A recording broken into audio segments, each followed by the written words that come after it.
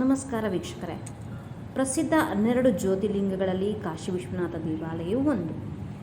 ಇದೊಂದು ಪ್ರಾಚೀನ ಹಿಂದೂ ದೇವಾಲಯವಾಗಿದ್ದು ಪವಿತ್ರ ಯಾತ್ರಾ ಸ್ಥಳಗಳಲ್ಲಿ ಒಂದಾಗಿದೆ. ಈ ದೇವಾಲಯವು ದೀರ್ಘ ಮತ್ತು ಐತಿಹಾಸಿಕ ಇತಿಹಾಸವನ್ನು ಹೊಂದಿರುವ ಕಾಶಿ ವಿಶ್ವನಾಥ ದೇವಾಲಯವನ್ನು ಮೊದಲು ರಾಜ ವಿಕ್ರಮಾದಿತ್ಯ ನಿರ್ಮಿಸಿದರು.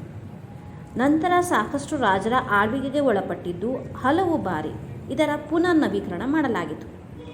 ಪ್ರಸ್ತುತ ರೂಪವನ್ನು 18ನೇ ಶತಮಾನದಲ್ಲಿ ಇಂದೋರ್ ರಾಣಿ ಅಹಲ್ಯಾಬಾಯಿ ಹೋಳ್ಕರ್ ನಿರ್ಮಿಸಿದರು ಎಂದು ಹೇಳಲಾಗುತ್ತದೆ. ಇದೇ ಕಾಶಿ ವಿಶ್ವನಾಥ ಗೋಪುರವನ್ನು ಕೃತಕವಾಗಿ ಮೈಸೂರಿನಲ್ಲಿ 51 ಅಡಿ ಎತ್ತರದಲ್ಲಿ ಪ್ರಜಾಪಿತ ಬ್ರಹ್ಮಕುಮಾರಿ ಈಶ್ವರೀಯ ವಿಶ್ವವಿದ್ಯಾಲಯದವರು ನಿರ್ಮಿಸಿದ್ದಾರೆ. ನಮಗೆ ಎಷ್ಟೇ ಆಯಾಸವಾಗಿದ್ದರೂ ಈ ದೇವಾಲಯದ ಗೋಪುರ ಮತ್ತು ವಿಶ್ವನಾಥನ ದರ್ಶನ ಮಾಡುತ್ತಿದ್ದಂತೆಯೇ ಎಲ್ಲರ ಆಯಾಸವು ಕ್ಷಣದಲ್ಲಿಯೇ ಮಾಯವಾಗಿ ಬಿಡುತ್ತದೆ ವೀಕ್ಷಕರೇ.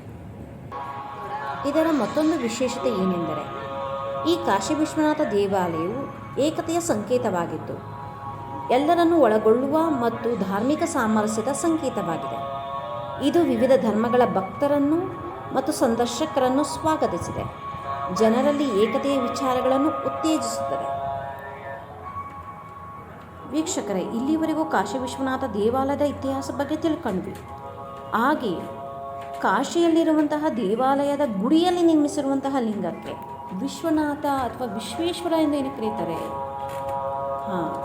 ವಿಶ್ವನಾಥ ಎಂದರೆ ಅರ್ಥ ವಿಶ್ವದ ಆಡಳಿತಗಾರ ಅಥವಾ ಮಾಲೀಕ ಅಥವಾ ಒಡೆಯ ಎಂದು ಪರಂಪಿತ ಶಿವ ಪರಮಾತ್ಮನಿಗೆ ಕರೆಯುವಂಥದ್ದು.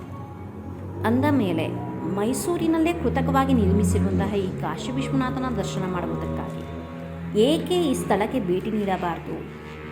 ಇದು ಇನ್ನೂ ಮಾರ್ಚ್ 2ನೇ ತಾರೀಕುವರೆಗಿರುತ್ತೆ ಮತ್ತು ಇದು ಸಂಪೂರ್ಣ ಉಚಿತವಾಗಿರೋ ಕಾರಣ ಕೊನೆಯ ಪಕ್ಷ ಒಂದು ಬಾರಿ ಆದರೂ ನೋಡಿ ಇದರ ಸಂಪೂರ್ಣ ಲಾಭವನ್ನು ಪಡ್ಕೊಳ್ಬೇಕು ವೀಕ್ಷಕರೇ.